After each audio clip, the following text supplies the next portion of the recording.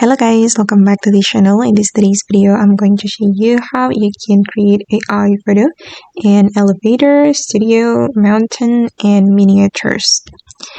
Okay, let's get into it guys. To create the AI photo, we're going to use Nano Banana on Gemini. So first of all, you can open up Gemini. You can visit gemini.google.com or you can open up the Gemini app.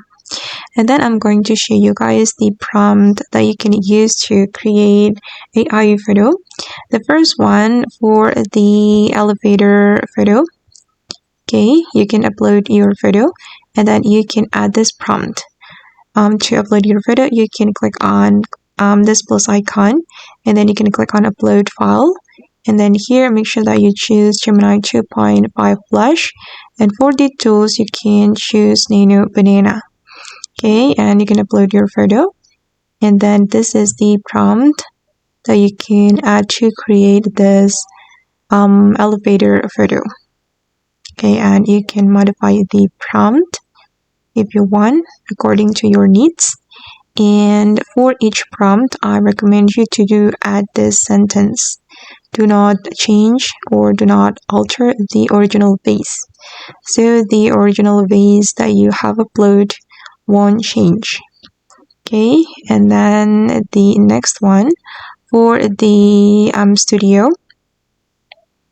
Okay, but it's not same with the original photo. If you're not satisfied with the result, you can edit the prompt. You will see the edit button right here if you want to edit after you generate your photo. Okay, and for the prompt guys, I'll put them all on the description. Okay, and then this is for the mountain photo, and this is the photo I like the most because it's realistic. Okay, this is the original photo and this is the prompt and this is the result. And the last one for the miniature, again you can upload your photo and then you can add this prompt. Okay, and here guys, you will get the edit prompt option after you generate your photo. And this is the result.